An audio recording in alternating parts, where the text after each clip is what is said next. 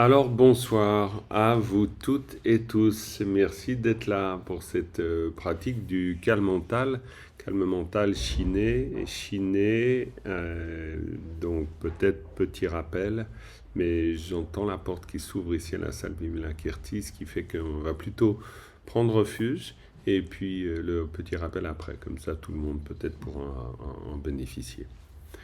Sangye chodong tsoge chonam la chongchom parato dane chasoj dage jin tsoge pe sanam ge drola penjre sangye drom paraishu sim chen tam che dewa dang dewe jodang dan paraishu dungal dang dungal ge jodang paraishu Dungal me bede wa dang ba dang men de warai juj.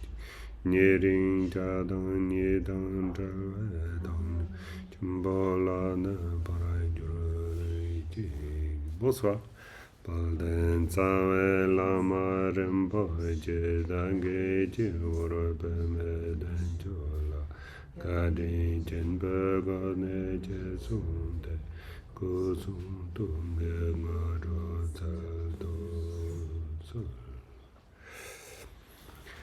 Alors, bienvenue à vous qui arrivez encore ici. Hello Anne.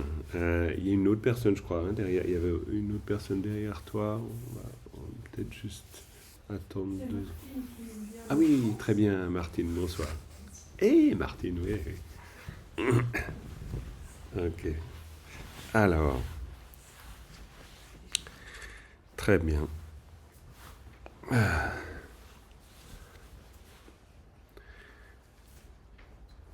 Donc voilà, on va commencer cette pratique.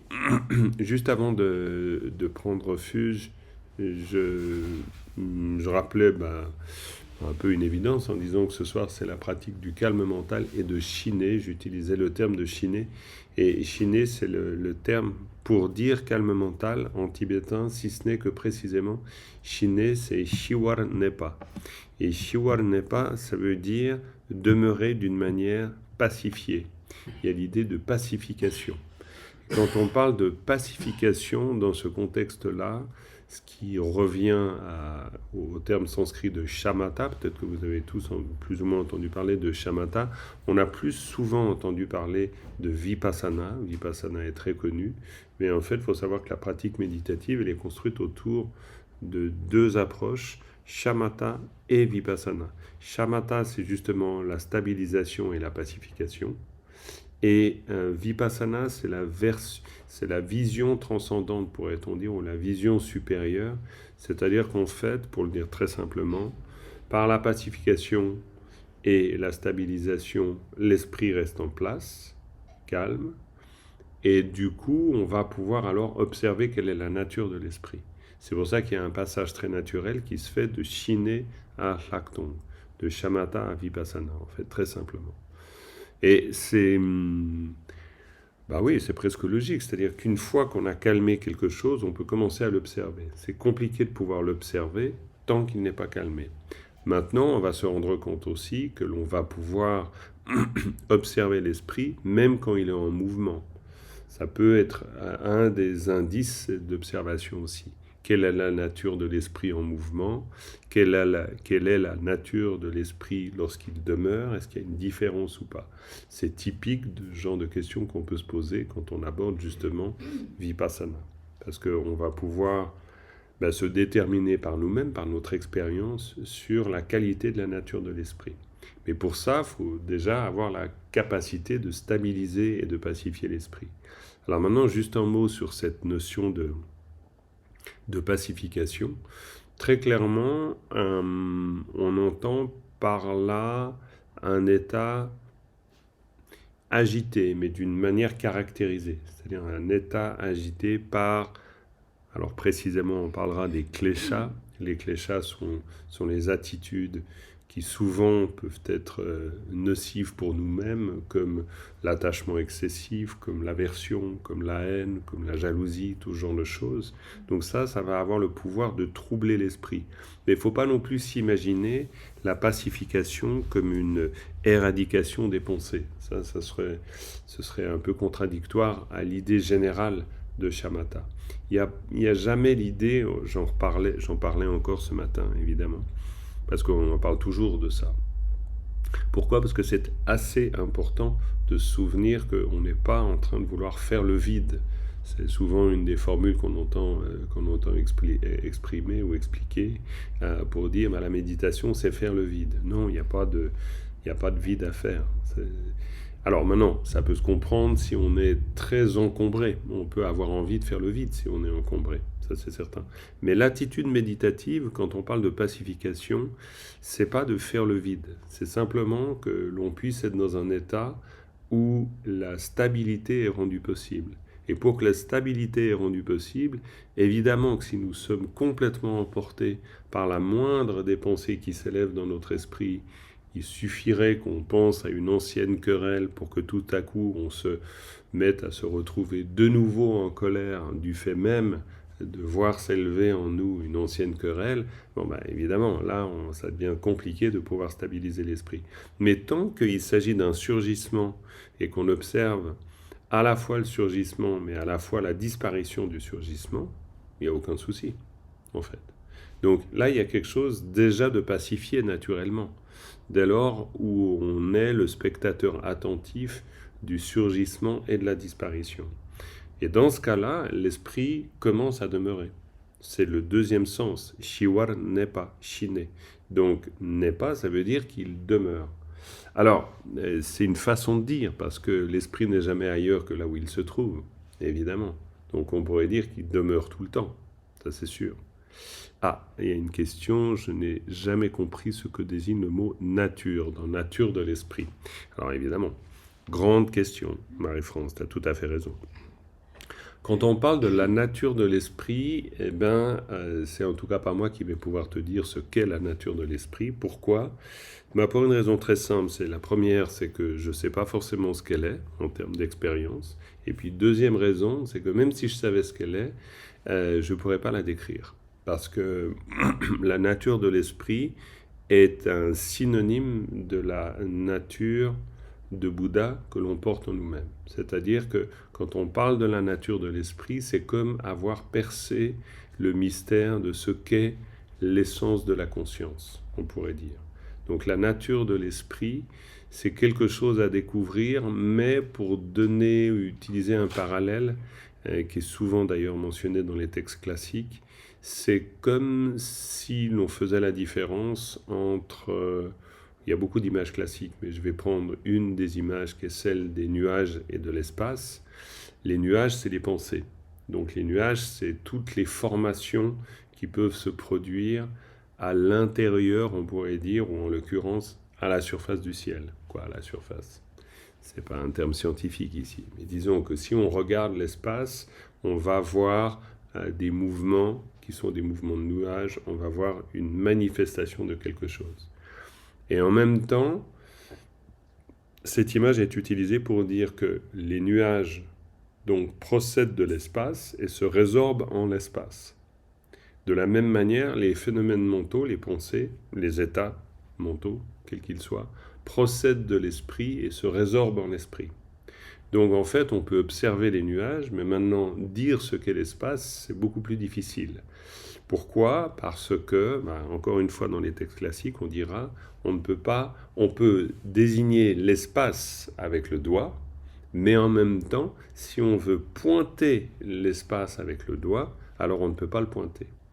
On va le décrire comme étant sans cercle ou sans centre ni circonférence. C'est-à-dire quelque chose qui à la fois est manifeste, présent, et que l'on ne peut circonscrire dans aucune forme.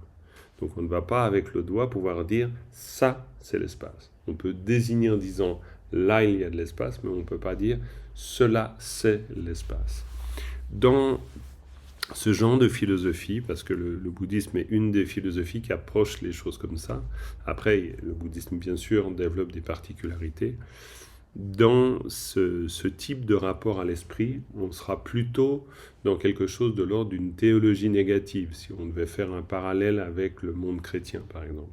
C'est-à-dire qu'on va définir ce qu'est l'essence divine en disant ce qu'elle n'est pas.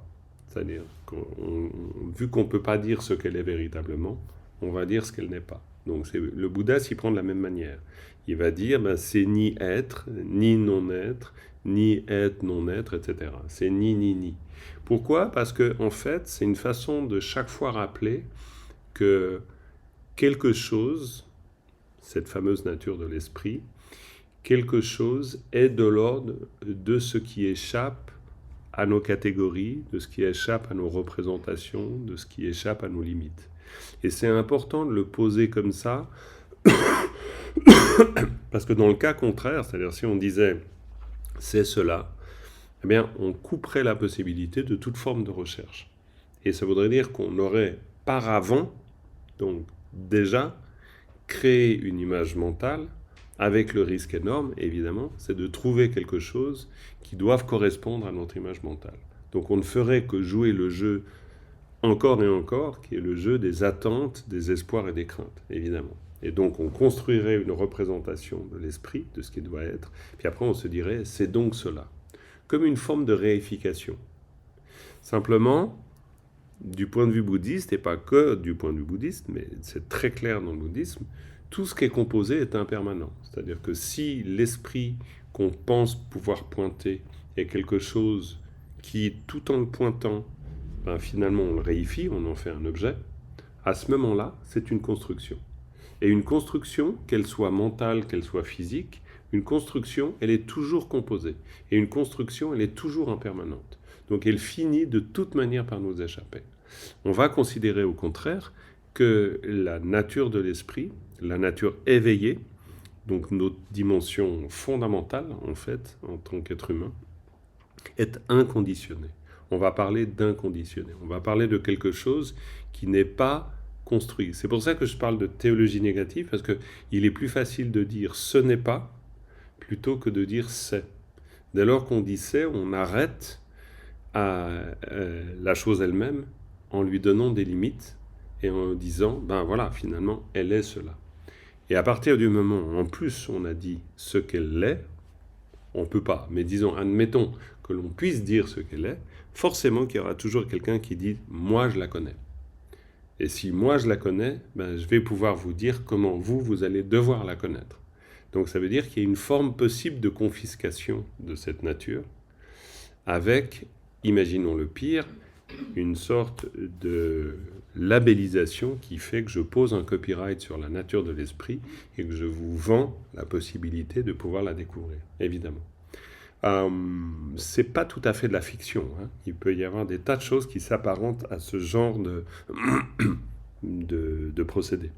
Donc la nature de l'esprit va échapper à tous nos calculs, va échapper à toute forme de confiscation, va échapper à toute forme de représentation.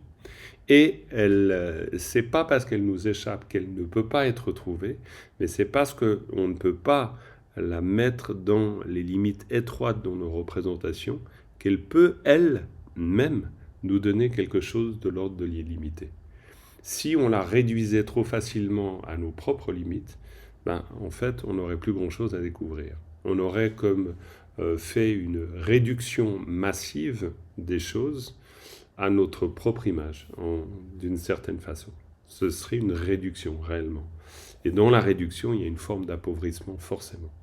Pourquoi ? Parce que nos pensées, elles sont limitées. Nos pensées, elles sont construites. Nos pensées, souvent, elles sont labellisées. Elles vont être conçues comme étant produites par nous. Voilà, on a de bonnes et de mauvaises pensées. Et tout ça va fermer le terrain. Tout ça va rétrécir la possibilité de la découverte. Tout le temps. Que ce soit en termes d'attitude psychique ou en termes d'attitude spirituelle aussi, évidemment.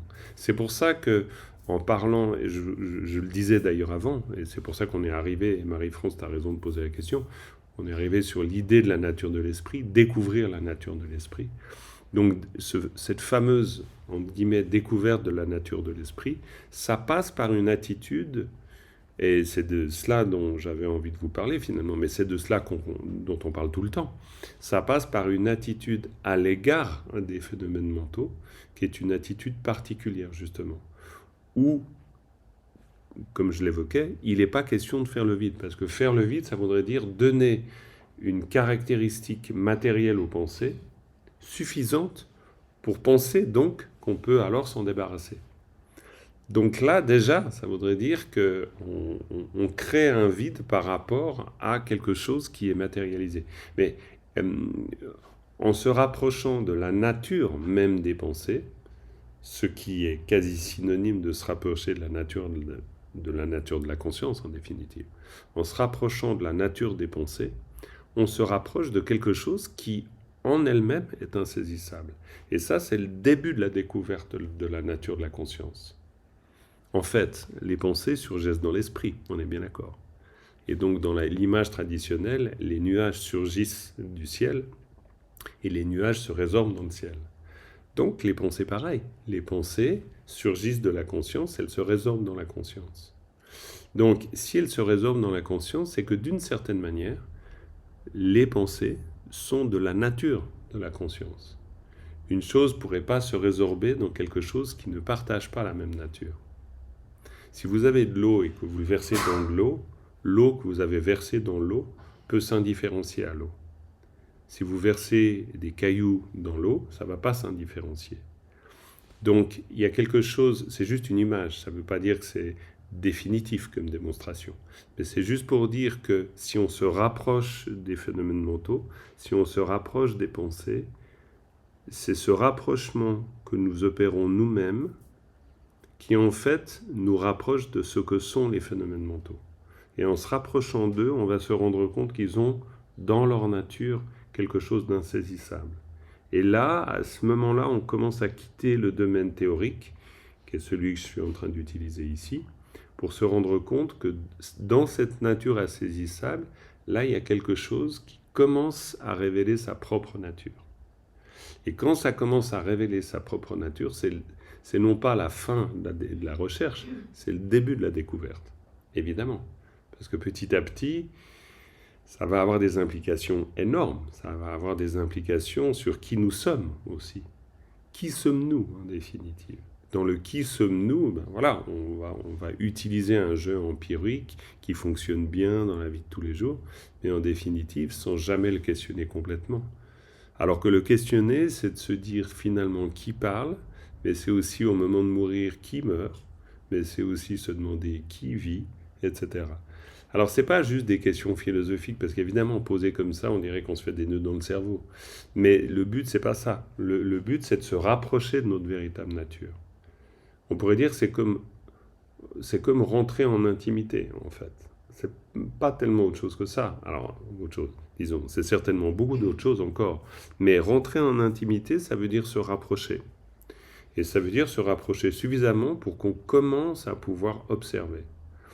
Et en fait, la pratique d'abord du calme mental, de chiner, va nous permettre cette approche. Ça va nous permettre de rester avec. La pacification, c'est rester avec. C'est pour ça que la pacification, c'est pas la disparition des phénomènes mentaux. C'est la possibilité d'être avec, en fait. Mais on va se rendre compte aussi que d'être avec va changer quelque chose de radical dans notre attitude. Parce que c'est pas ce à quoi nous sommes le plus habitués de rester avec les choses. On est plutôt habitué à créer toutes sortes de stratégies pour ne pas rester avec les choses, pour désirer une chose, pour catégoriser une chose, pour juger une chose, etc. Mais on va se rendre compte que toute cette stratégie extraordinairement élaborée qui nous demande une énergie folle, elle repose sur une fiction. Et la fiction, c'est de croire qu'il y a une réalité à cela. C'est un peu comme si on réalisait à un moment donné que tous les efforts qu'on fait pour se battre contre quelque chose, en premier lieu, cela même contre quoi on croit se battre n'a jamais existé. Où on découvre qu'il existe en tout cas pas du tout comme nous on se l'imagine. C'est un peu comme avoir voulu se séparer de phénomènes mentaux qui nous encombrent dont on réalise à un moment donné la parfaite vacuité. Donc pourquoi vouloir se séparer de quelque chose? Pourquoi d'ailleurs même se sentir encombré par quelque chose qui n'a pas de nature propre? Évidemment, tant qu'on donne une réalité très concrète, voire on pourrait presque dire tant qu'on donne une densité à cela même qui nous encombre, on est encombré. Mais à partir du moment où on cesse de donner autant de densité à ce qui nous encombre, on se désencombre. Mais on ne se désencombre pas parce qu'on a fait le vide, on se désencombre parce qu'on cesse de donner autant de matérialité à cela qui nous encombre. C'est comme un bruit qui nous dérange, pour donner une image très simple. Un bruit nous dérange tant qu'il nous dérange. Ça semble une espèce d'énorme évidence très bête, mais c'est juste vrai. Il suffit que ce bruit ne nous dérange plus pour qu'il cesse de nous déranger. Donc, le désencombrement, c'est pas la disparition du bruit. C'est le fait qu'il cesse de nous ennuyer. Donc, ça c'est juste une image, mais c'est une image qui dit toute l'attitude méditative, en fait. Donc, l'attitude méditative, c'est pas de créer une posture. C'est pas de créer un état qui serait mieux qu'un autre. Pas du tout. C'est de plus rien créer comme état. Mais rien créer comme état, ça ne veut pas dire qu'il y a une espèce de vide, de néant absolu et qu'il n'y a rien du tout. Au contraire, à ce moment-là, toutes les qualités naturelles de l'esprit peuvent se manifester. Des qualités d'infini, des qualités d'amour, de compassion. Chaque fois qu'on a un manque de compassion, un manque d'amour, c'est qu'on est coincé dans les limites étroites du jeu, tout le temps. Dès lors que ces limites étroites du jeu, elles finissent par comme une forme de porosité, parce que finalement, c'est aussi nos catégories qui commencent à s'effriter. Il y a quelque chose de beaucoup plus possible. Il y a quelque chose de beaucoup plus vaste. Il y a une possibilité d'être avec soi et avec autrui beaucoup plus variée. Alors que tant qu'on est dans des catégories étroites, évidemment, nos comportements, ils sont toujours circonscrits, ils sont toujours dépendants de ces catégories. Donc évidemment, tant qu'on veut se débarrasser de quelque chose en l'esprit, on va produire un effort. Mais on produit un effort, en fait, sur la base de quelque chose qui n'existe pas véritablement. C'est exactement comme vouloir combattre un bruit qui nous dérange. On va développer énormément d'énergie.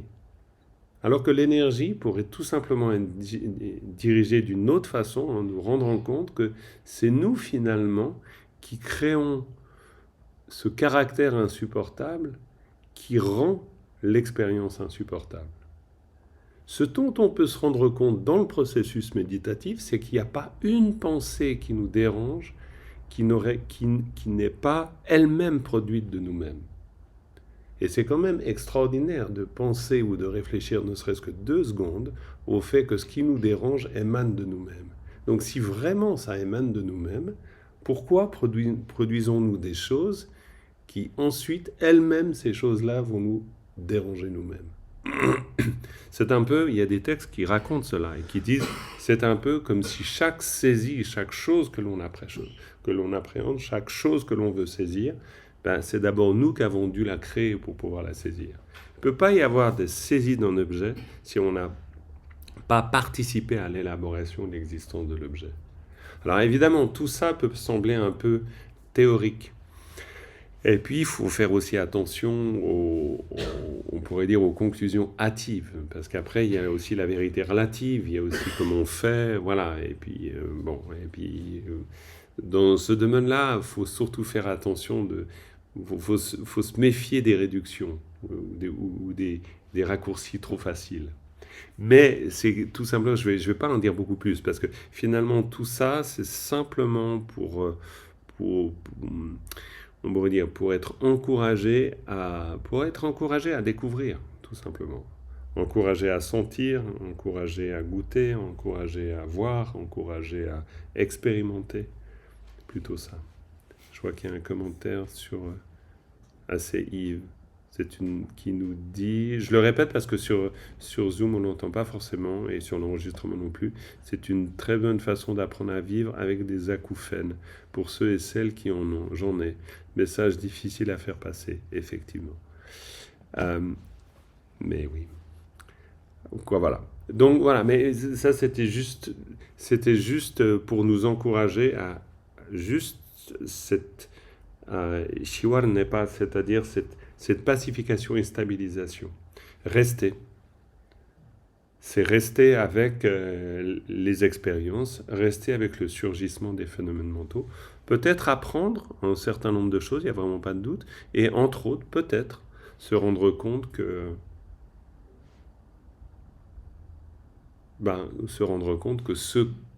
ce que l'on croit comme pouvant nous encombrer, c'est la nature du nuage. C'est-à-dire on traverse, le nuage se dissipe.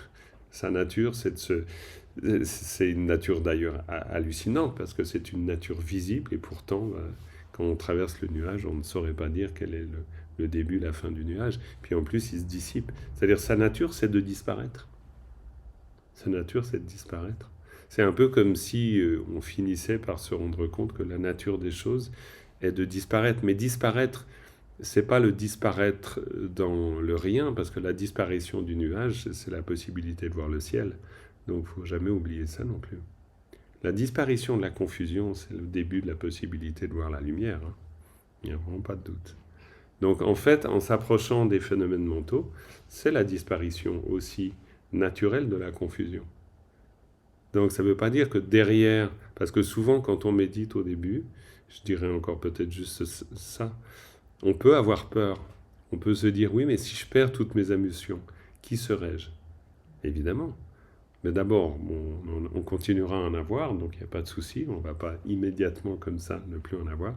Mais en plus, on peut découvrir des choses largement plus extraordinaires que les seules émotions auxquelles on est habitué. Ça ne veut pas dire que nous existons que dans le cadre étroit d'un certain nombre d'émotions qui sont les nôtres. Donc cette disparition-là, c'est pas une annihilation du jeu. C'est une découverte de tout ce qui pourrait être et que pour l'instant il n'est pas parce qu'il croit qu'il n'est que ce qu'il est. C'est un peu ça plutôt. On va méditer, tout simplement. Oui, je t'en prie, Yvon. Un mouchoir, oui. Bouge pas. Ah, ben c'est tout bon.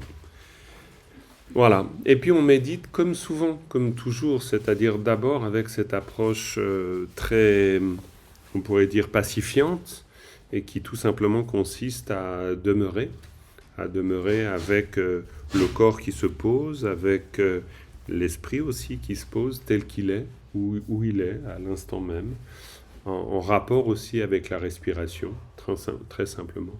Et en observant qu'ensuite on arrive naturellement sur le support de la respiration ou sur le support de l'attention au corps, parce que tout simplement, du fait de la présence que l'on se donne, que l'on cultive à l'égard de cette présence du corps. Parce que présence du corps, c'est forcément aussi la présence du va-et-vient du souffle, clairement. C'est aussi faire confiance que la stabilité et le calme mental se développent d'eux-mêmes. Il n'y a pas besoin de faire d'efforts dans ce domaine. Sinon, on s'énerve de ne pas être assez calme. Et donc, c'est le meilleur moyen de ne jamais l'être.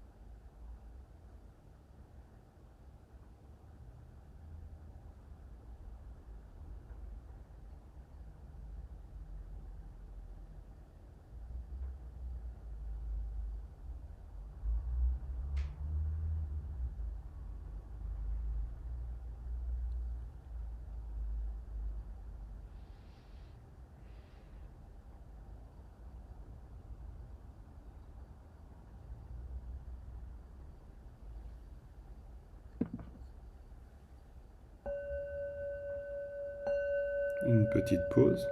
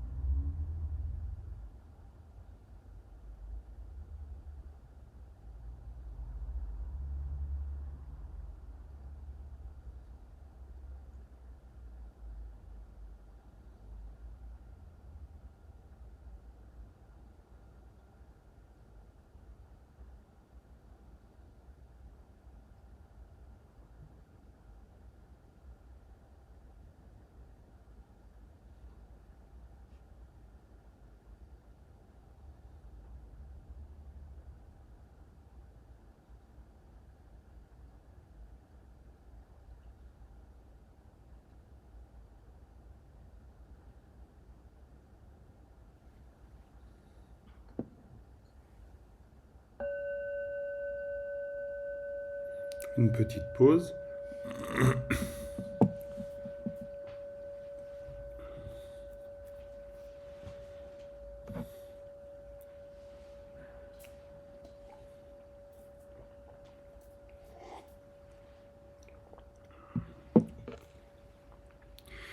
Quels que soient nos états, on peut toujours revenir au corps. On peut toujours revenir au corps, revenir au va-et-vient du souffle. Comme j'avais l'occasion de le dire ce matin pour la session depuis la Maison Verte, il y a quelque chose de rassurant du fait même de cette disponibilité constante du corps et constante de la respiration. Et une disponibilité du point de vue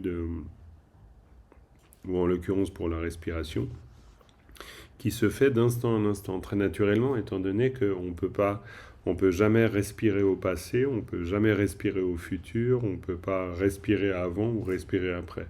On respire maintenant. Et quand on dit on respire, c'est toujours une inspiration, c'est toujours une expiration, et encore une inspiration, et encore une expiration. Il n'y a même pas de encore. Même pas. Encore, ce serait une accumulation de quelque chose. Il y a l'accumulation de rien. C'est-à-dire c'est chaque fois une expiration, une inspiration, une expiration, une inspiration.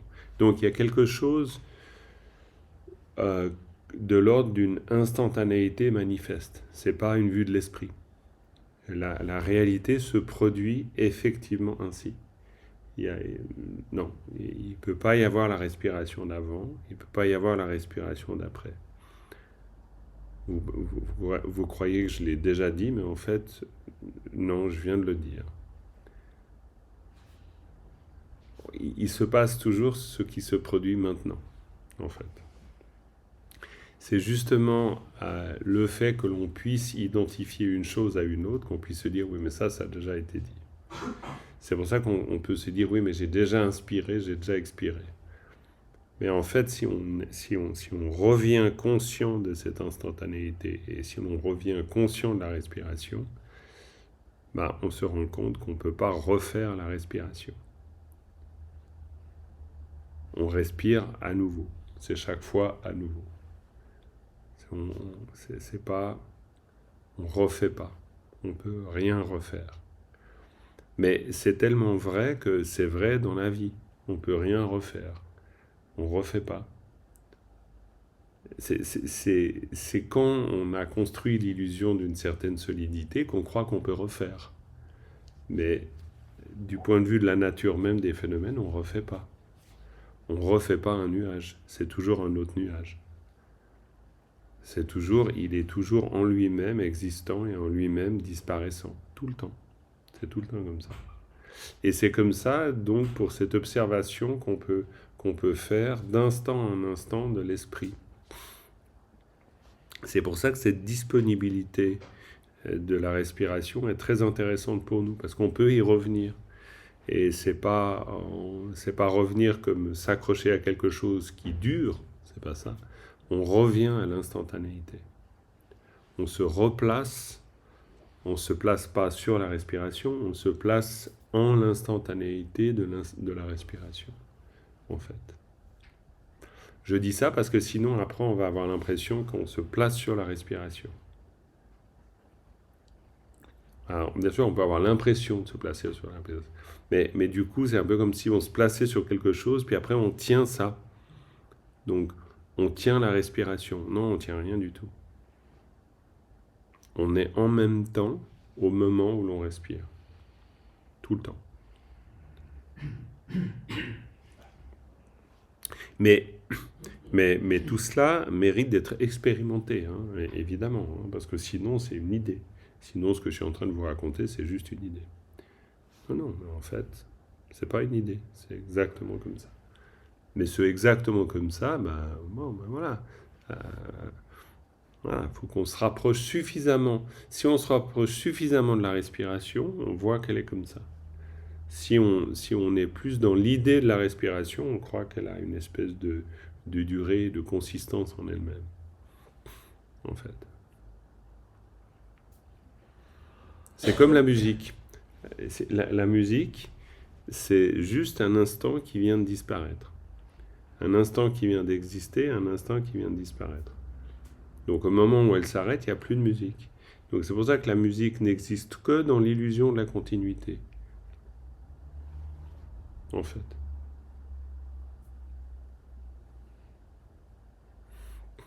Mais c'est grâce à l'impermanence qu'il y a de la musique. Il n'y aurait pas d'impermanence, il n'y aurait pas de musique. Ce serait impossible.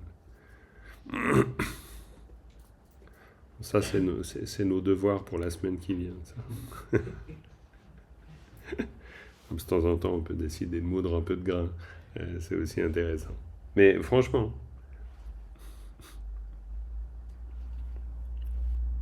bon, c'était pour faire passer la pause.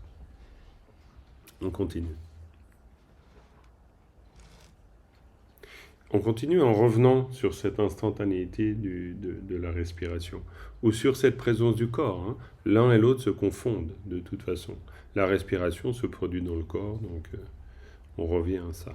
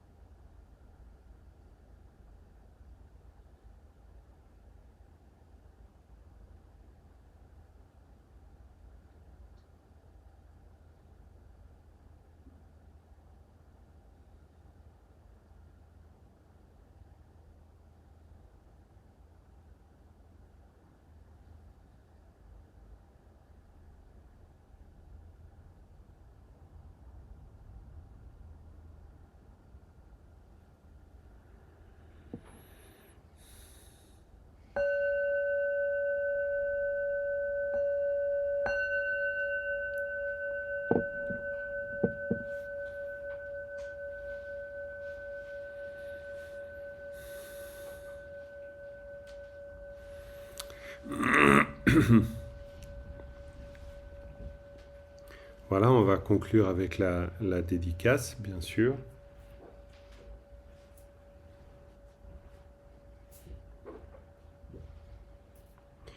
Tout simplement parce que chaque fois, il y a la conscience de quelque chose de très vertueux. Et non pas parce qu'on a construit quelque chose, mais parce que l'on s'est rapproché, parfois à pas de loup d'ailleurs, mais on s'est quand même rapproché. On a refait ce contact avec notre nature fondamentale. Et c'est vraiment conçu comme quelque chose qui est porteur d'une très grande richesse, d'une très grande profondeur.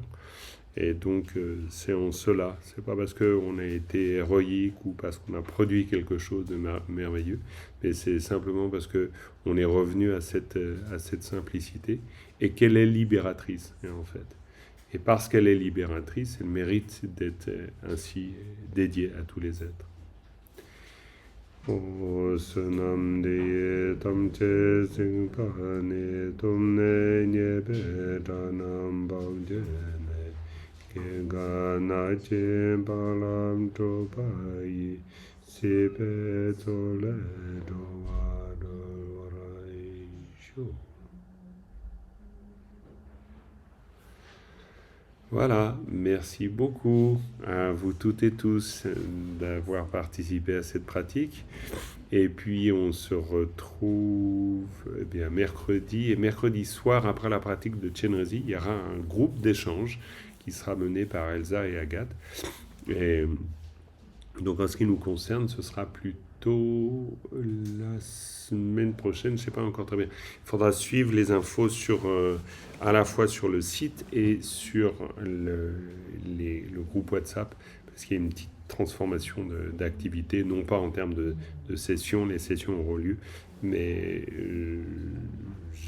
sauf erreur, lundi prochain, je serai absent, ce qui fait que ce sera dirigé par quelqu'un d'autre. On va organiser tout ça. En tout cas, merci d'avoir assisté à cette session et puis à bientôt. Prenez bien soin de vous.